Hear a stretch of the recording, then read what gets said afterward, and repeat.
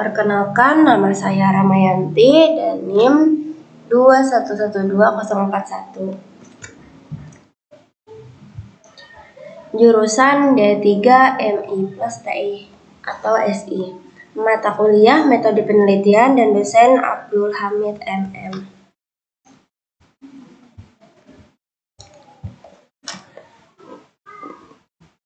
Di sini saya akan menjelaskan tentang jurnal internasional. Yang pertama, Adoption of Academic Staff to Use the Learning Management System LMS Applying Extended Technology Acceptance Model TAM 2 for Jordanian Universities. Jadi teori yang ditinjau di sini, nah seperti saya yang sebutkan tadi,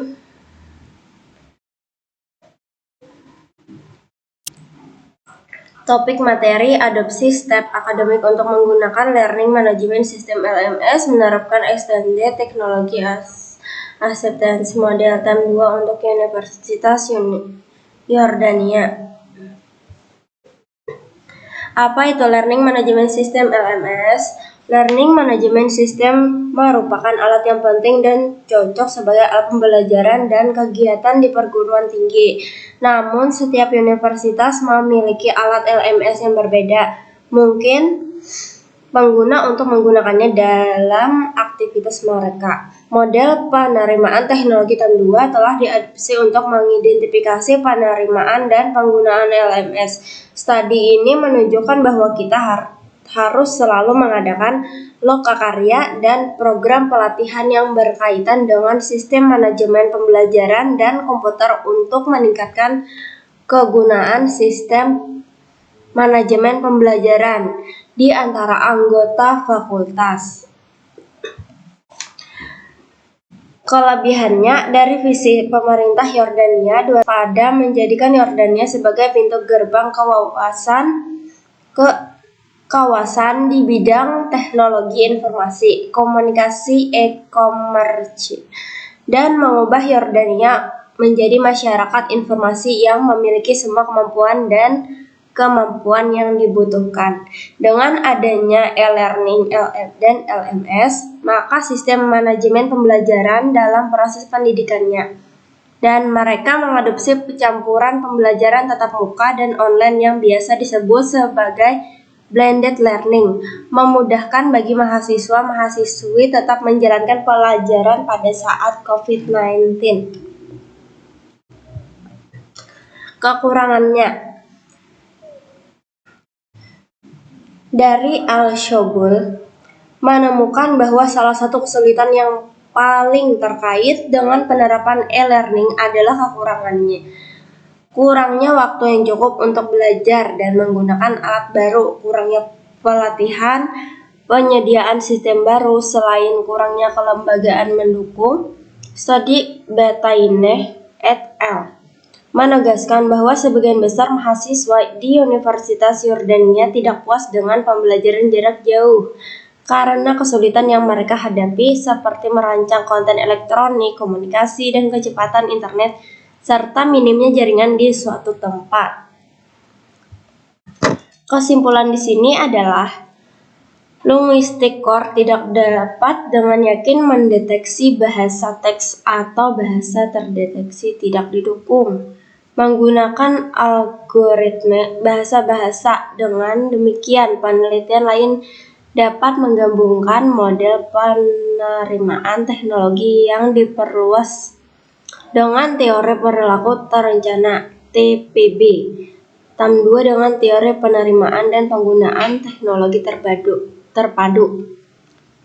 Model penerimaan teknologi yang diperluas TAM 2 dan teori difusi inovasi. Kedua topik yang dievaluasi dalam penelitian ini hanyalah pengusahaan penggunaan sistem model, sehingga penelitian selanjutnya dapat memperluas pembelajaran jarak jauh yang menggunakan pembelajaran sinkron seperti Microsoft, Google Meet, Zoom, bersamaan dengan menggunakan LMS untuk melarang agar mencapai hasil yang lebih bermakna dan lengkap.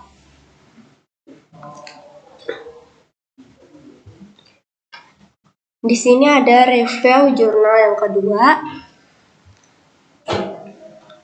Judulnya Teknologi BIM dalam Pendidikan. Nah, kalian bisa melihat di sini penulis, institusi, diterbitkan pada tahun berapa, topik materinya.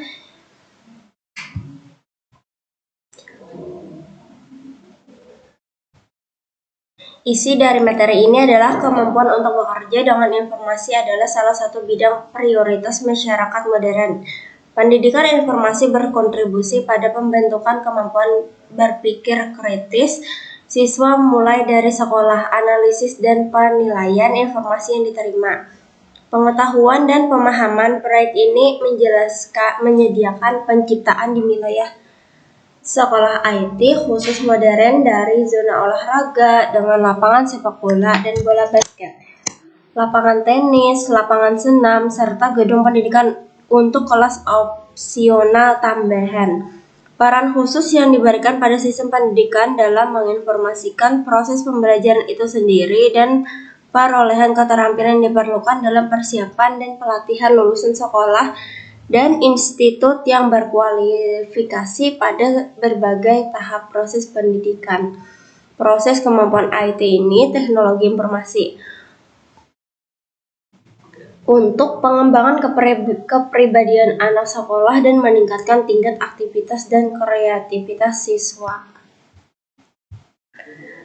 Kelebihannya adalah sekolah tidak menggunakan kemungkinan teknologi digital untuk pembelajaran individu, meningkatkan motivasi anak sekolah, memfasilitasi kegiatan rutin di guru. Teknologi digital baru memungkinkan untuk memecahkan masalah pendidikan utama yang tidak dapat dipecahkan atau dipecahkan dengan buruk oleh sekolah modern berdasarkan teknologi yang sekarang ini dengan teknologi tradisional.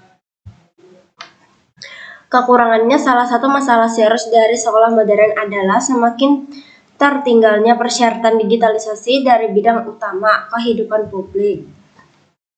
Sekolah tidak menggunakan alat digital yang efektif yang sudah digunakan secara aktif oleh anak-anak dan orang dewasa di berbagai bidang kegiatan lainnya. Kesimpulannya adalah penciptaan kondisi untuk pengembangan kreatif anak sekolah, penyelenggaraan pelatihan mendalam bagi siswa di bidang teknologi informasi dan dasar-dasar pemrograman komputer, pengenalan metode pengajaran modern dan penilaian pengetahuan siswa menggunakan sarana digital dan pembelajaran jarak jauh. Presiden mencatat bahwa teknologi informasi modern harus diperkenalkan di semua tahapan sistem pendidikan. Tentang langkah-langkah untuk lebih meningkatkan sistem pendidikan di bidang sekolah informasi konstruksi bertahap dan arah utama kegiatan di sekolah. Pendirian sekolah khusus berdasarkan sekolah yang ada di Republik dengan in-study mendalam tentang ilmu komputer dan teknologi informasi agar lebih maju. Nah, dengan melaksanakan proyek sekolah digital nasional, negara berpeluang mengejar ketertinggalan dari negara-negara maju dalam hal kualitas pendidikan dan sumber daya manusia sebagai mesin utama pembangunan ekonomi sosial.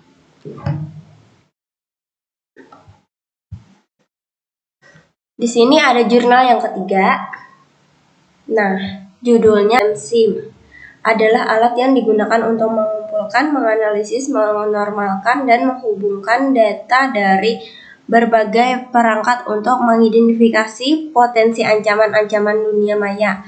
Hampir secara real-time, alat SIM digunakan untuk mengumpulkan, menganalisis, menormalkan, menghubungkan data dari berbagai perangkat yang ada.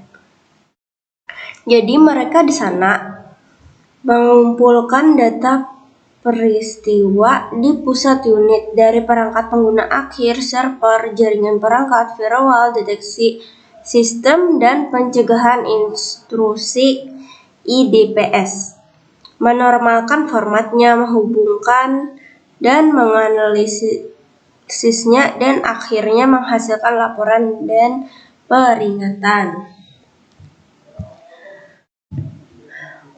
Kelebihan dari sistem ini meningkatkan efisiensi dalam mendeteksi siber, pencegahan serangan saat ini dan di masa depan dengan logging notifikasi real time sehingga bisa memberikan respons cepat terhadap serangan. Adapun kekurangannya,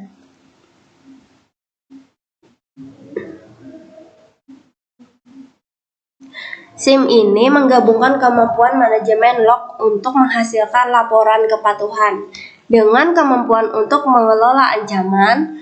Namun, pusat pendekatan dapat menghadirkan kerugian yang signifikan seperti sistem yang melambat kinerja dan mempersulit penentuan prioritas query. Solusi SIM tradisional terbatas dan tidak memiliki fleksibilitas untuk menskalakannya dengan persyaratan keamanan sementara generasi berikutnya mengisi kesenjangan dalam fungsi dan kebutuhan yang berkembang tentang ancaman dunia maya. Kesimpulan, sistem SIM telah menjadi bagian penting dari sistem pertahanan perusahaan untuk mendeteksi serangan dan merespons dengan segera. Dalam karya ini, studi komparatif alat SIM sumber terbuka yang paling banyak digunakan telah dilakukan. Karena solusi SIM komersial cenderung rumit dan mahal, alat open source memenuhi kebutuhan banyak organisasi dan bisnis, terutama yang kecil. Sistem OSIM tampaknya paling banyak diteliti. Fitur-fiturnya menjadikannya sumber terbuka paling lengkap yang telah dipelajari dan setara dengan banyak sumber komersial. Jurnal yang keempat, judul Digitalization in Corporate Communications, Understanding the Emergency and Consequences of Context and Digital Infrastructure. Di sini ada penulis, institusi, diterbitkannya tahun 2022. Kalian bisa baca ya. Topik materi mempelajari digitalisasi komunikasi korporat dan munculnya teknologi komunikasi. Digitalisasi adalah proses sosioteknis penerapan teknik digitalisasi ke konteks sosial dan kelembagaan yang lebih luas yang membuat infrastruktur teknologi digital. Pandangan tersebut telah diperluas melampaui pelaksanaan komunikasi pemangku kepentingan dengan memperkenalkan istilah konteks teknologi komunikasi ke komunikasi korporat. Fokusnya di sini adalah pada penggunaan teknologi digital untuk tidak hanya mengeksekusi tetapi juga mengelola komunikasi di sepanjang perjalanan pemangku kepentingan. Mulai dari memantau titik kontak, hingga mengevaluasi tindakan yang terstimulasi. Konteks adalah teknologi digital yang menyediakan atau digunakan oleh fungsi atau departemen komunikasi untuk melakukan aktivitas utama, khususnya komunikasi pemangku kepentingan dan saran internal atau aktivitas dukungan fungsional seperti mengelola alur kerja internal, perencanaan konten, atau evaluasi. Kelebihan di sini adalah sekelompok studi kecil tapi penting juga memberikan refleksi kritis, mempertanyakan kegunaan media sosial dan kecerdasan buatan untuk publik, organisasi, dan hubungan masyarakat. Secara total 87,7% responden menyoroti pentingnya digitalisasi komunikasi pemangku kepentingan dengan semua pemangku kepentingan internal dan eksternal, dan 83,9% mengakui pentingnya membangun infrastruktur digital untuk mendukung semua alur kerja dalam departemen atau lembaga komunikasi. Kekurangannya, artikel ini menunjukkan bahwa perspektif sempit dalam memperkenalkan teknologi digital adalah menyesatkan. Sebaliknya, pemahaman luas yang tidak hanya terdiri dari teknologi, tetapi juga tugas, struktur, dan orang-orang diperlukan untuk menilai dan menguasai keseluruhan tantangan transformasi digital dengan tepat. Jadi kesimpulannya adalah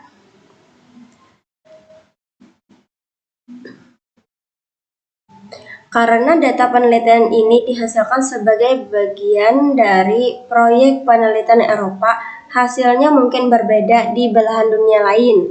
Studi tambahan diperlukan untuk membuat data perbanding. Selain itu, data didasarkan pada pelapor sendiri oleh praktisi. Situasinya mungkin dinilai berbeda oleh pengamat netral dari proses dan praktik yang ada. Namun, pendekatan semacam itu hanya dapat dikelola untuk studi kasus dan tidak dapat memberikan gambaran besar yang berguna untuk menyusun bidang yang baru lahir saat ini. Selain itu, keinginan sosial dan potensi bias konfirmasi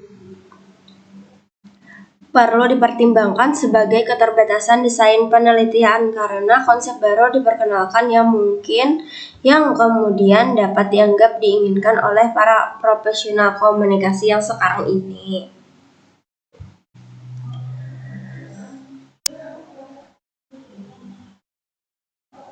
Nah, di sini ada jurnal yang kelima, teori yang ditinjau, judul The Role of Information Technology in Improving Human Resources Career Development, diterbitkan pada tahun 2023. Topik materi penerapan teknologi informasi dalam peningkatan pengembangan karir SDM.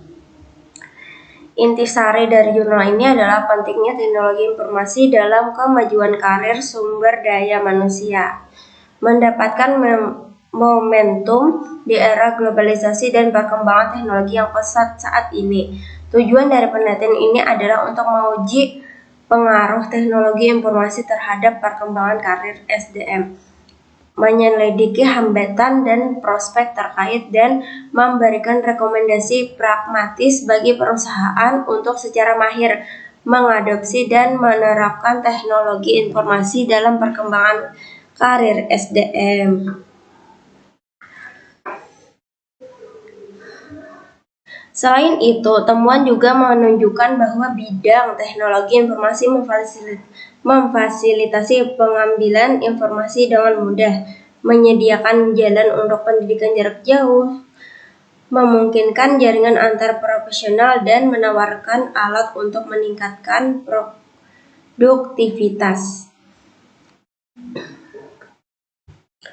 Kekurangannya adalah ada skenario potensial di mana sebagian kecil individu memiliki akses komprehensif ke sumber daya teknologi informasi yang diperlukan untuk kemajuan pengejaran profesional mereka. Akan tetapi, ketergantungan yang ada berlebihan pada teknologi informasi dalam konteks kelebihan dari jurnal ini adalah temuan juga menunjukkan bahwa bidang teknologi informasi memfasilitasi pengambilan informasi dengan mudah, memberikan jalan untuk pendidikan jarak jauh, memungkinkan jaringan di antara para profesional, dan menawarkan alat untuk meningkatkan produktivitas.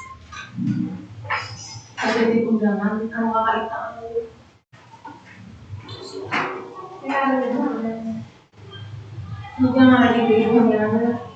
ada apa buat nanti dulu ya kah? Yang dari sekarang dulu. Hah? Cuma punya tahuan.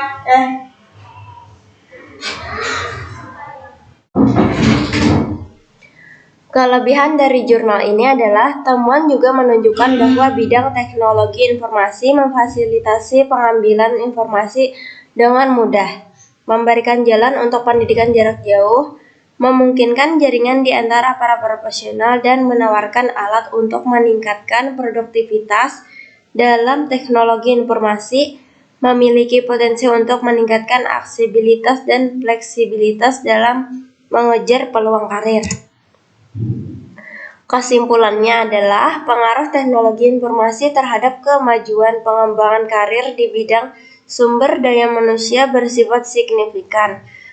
Disiplin teknologi informasi memberikan individu metode yang nyaman untuk mengakses informasi, peluang untuk pendidikan online, platform untuk jaringan profesional, dan alat untuk meningkatkan produktivitas.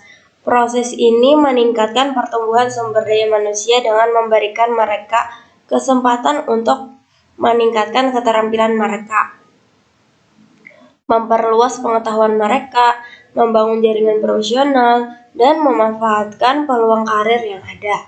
Para profesional di bidang sumber daya manusia memiliki kesempatan untuk berpartisipasi dalam webinar dan konferensi online yang memberikan akses ke wawasan terkini dan memfasilitasi jaringan dan koneksi dengan para pakar materi pelajaran.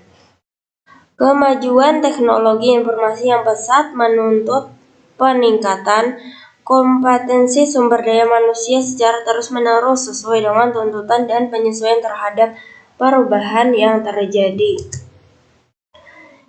Jurnal yang keenam adalah judulnya Analisis Usability Aplikasi Sambara dengan Metode Sistem Usability Scale dan Use Questionnaire.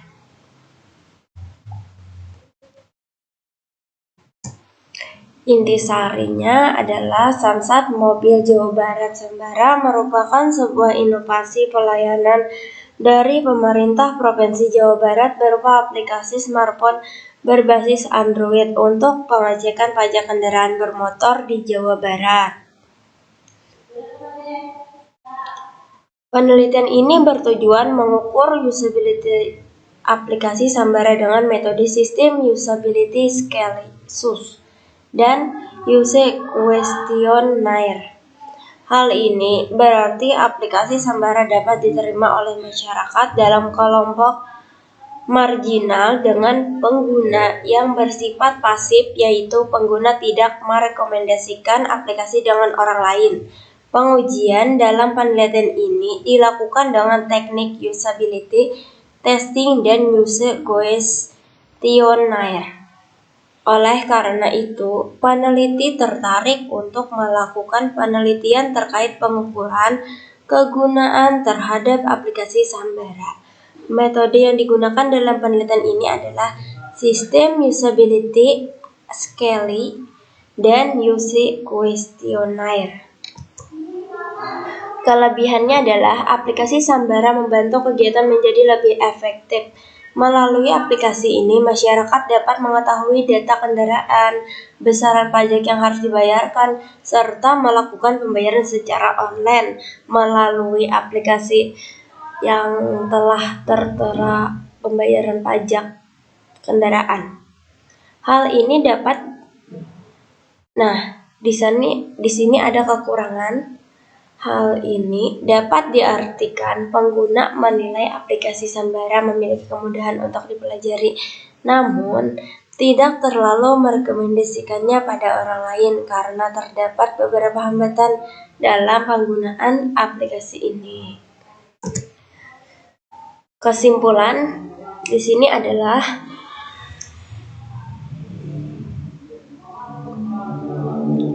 aplikasi Sambara dapat diterima oleh masyarakat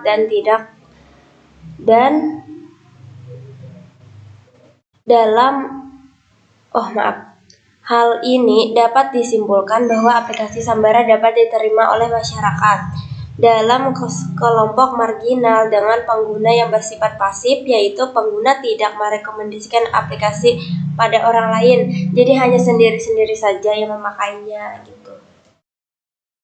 Namun hal ini dapat diartikan nilai usability aplikasi Sambara ya baiklah.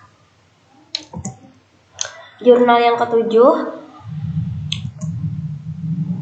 Topik materi ini adalah memahami karakteristik WebGIS, memberikan analisis terperinci tentang implementasi WebGIS mengenai fleksibilitas, lokasi sektor yang digunakan, dan dampak lingkungan.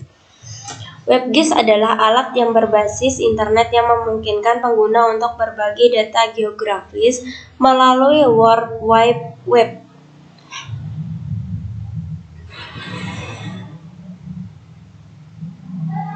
BIM dan WebGIS adalah alat canggih yang memungkinkan pengguna sepenuhnya memahami status unik sebuah bangunan, mendukung model 3 dimensi dari struktur tersebut, dan mengatasi masalah spasial semaksimal mungkin.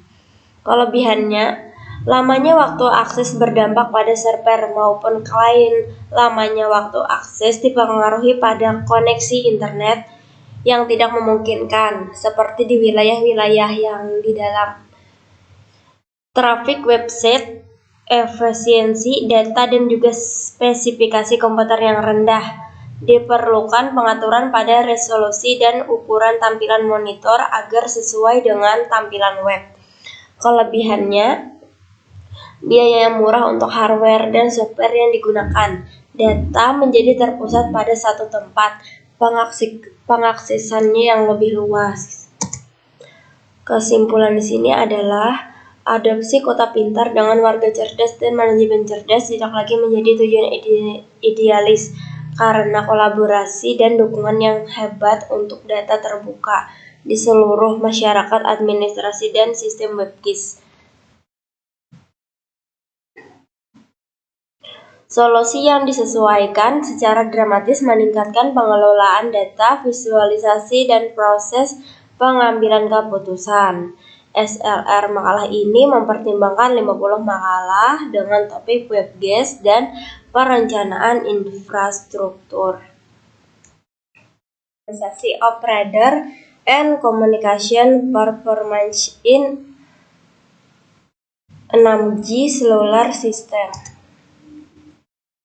Topik materi di sini pengoptimalan bersama kinerja radar dan komunikasi dalam sistem seluler 6G. Langsung saja, pengoptimalan bersama radar dan komunikasi performa dalam sistem seluler 6G transaksi EEE pada komunikasi hijau dan jaringan. Komunikasi radar fungsional ganda DFRC adalah pendekatan yang menjanjikan yang menyediakan solusi layak untuk masalah berbagi spektrum antara aplikasi komunikasi dan radar.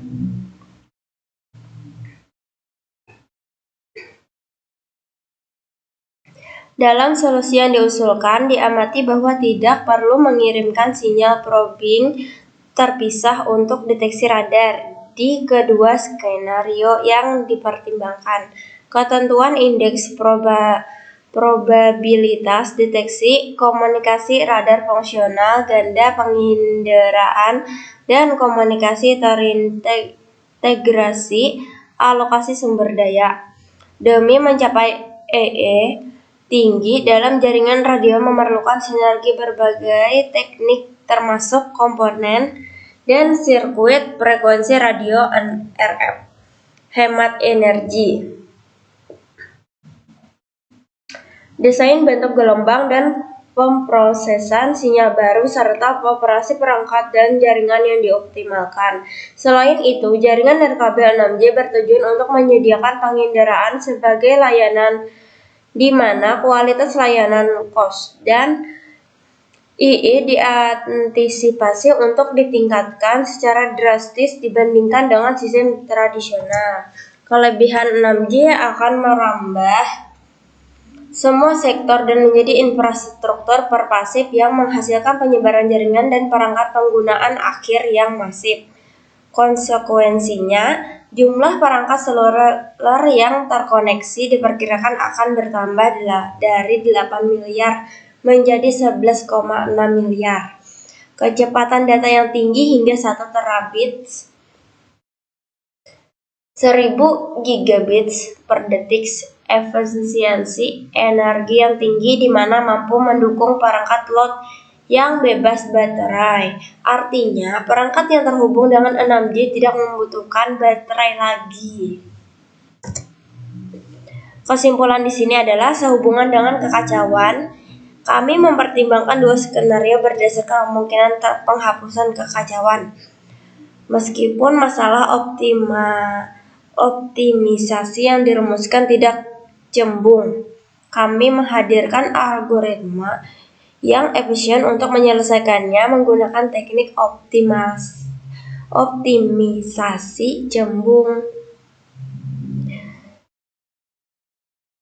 Dalam solusi yang diusulkan, diamati bahwa tidak perlu mengirimkan sinyal probing terpisah lagi untuk deteksi radar di kedua skenario yang dipertimbangkan. Ini menghasilkan pengurangan jumlah variabel optimisasi dalam masalah. Selain itu, kami menggunakan persamaan asimptotik di antara matriks Toeplitz dan matriks Kirkulans untuk mengurangi kompleksitas algoritma yang diusulkan. Akhirnya, hasil numerik disajikan untuk menunjukkan keefektifan dari algoritma yang diusulkan.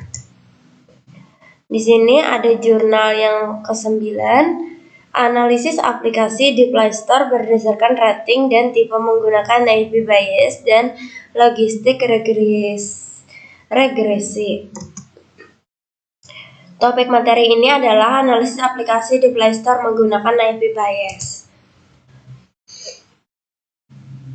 Penggunaan aplikasi mobil semakin penting dalam kehidupan sehari-hari pada era digital.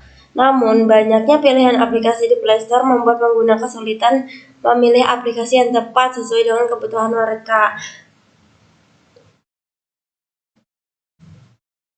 Hasil penelitian menunjukkan bahwa NIP bias memiliki tingkat akurasi yang lebih tinggi dibandingkan dengan logistik regresi. Dalam era digital, penggunaan aplikasi mobil merupakan bagian penting dari kehidupan sehari-hari. Penggunaan aplikasi mobil mulai marak pada tahun 2007. Nah, hingga sekarang ini, ketika masyarakat beralih dari ponsel seluler ke sistem operasi Android. Sistem operasi Android, teori bias adalah tentang klasifikasi statistik yang memprediksi kemungkinan atribut anggota kelas berdasarkan data yang ada, baik data berukuran besar ataupun kecil untuk proses secara maksimal. Kelebihan mempermudah pengguna dalam memilih aplikasi yang tepat sesuai dengan kebutuhan mereka, serta membantu pengembangan dalam meningkatkan kualitas dan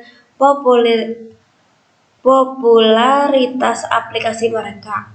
Kekurangannya adalah kemampuannya hanya terbatas untuk menangani variabel kontinu.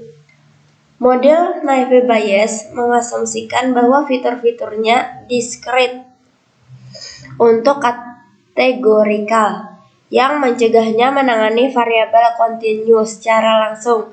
Data harus didiskritisasi untuk menggunakan algoritma dengan data berkelanjutan yang dapat menyebabkan hilangnya informasi dan penurunan kinerja. Kesimpulannya, hasil penelitian ini dapat menjadi panduan bagi pengguna untuk memilih algoritma yang tepat dalam mengklasifikasi data aplikasi Google Play Store berdasarkan rating dan jenis aplikasi. Selain itu, hasil penelitian tentang jenis aplikasi yang paling banyak diunduh dan rating aplikasi tertinggi dapat memberikan masukan bagi pengembang aplikasi untuk mengembangkan jenis aplikasi yang lebih disukai untuk pengguna. Di sana kita dapat melihat ada yang rating itu artinya kayak bintang-bintang gitu. Jadi di sanalah kita melihat aplikasi itu yang lebih baik atau aplikasi yang kurang baik. Selanjutnya yang terakhir, review jurnal yang ke-10, Design of Someone's Character Identification Based on Handwriting Patterns Using Support Vector Machine. Topik materi di sini adalah perancangan identifikasi karakter seseorang berdasarkan pola tulisan tangan menggunakan support vector machine.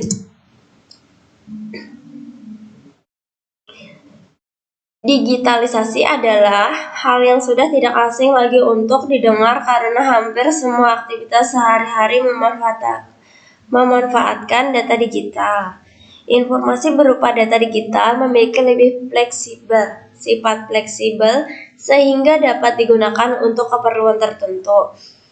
Tulisan tangan seseorang memiliki keunikan tersendiri karena dapat dilihat dari ketegasan guratannya, jarak antara satu kata dengan kata lainnya, jarak antar garis atau batas kertas yang digunakan. Ada penelitian ini akan dicoba menggunakan SPM.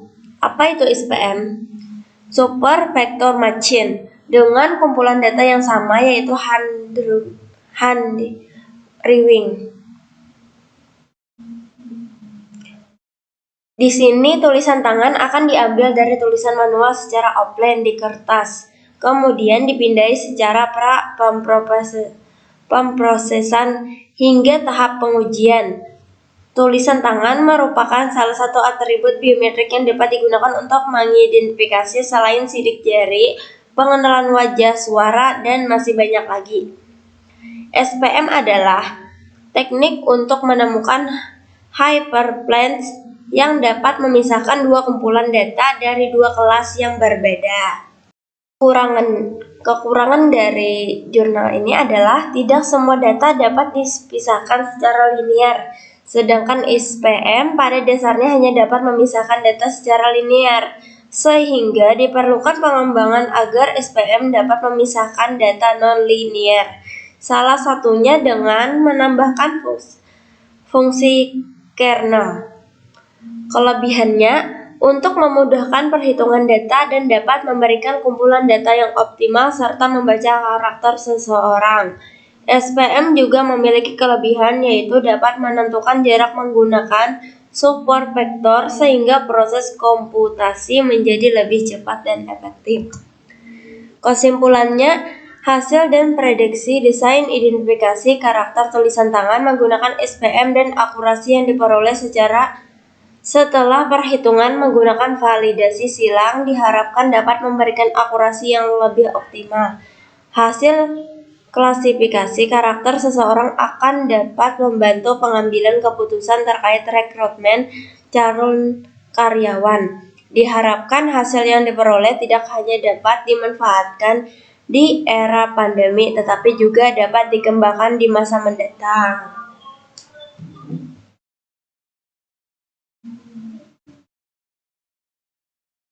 Nah, sekian dari penjelasan saya. Apabila ada kesalahan kata, mohon maaf. Wabillahi taufiq wal hidayah. Wassalamualaikum warahmatullahi wabarakatuh. Terima kasih.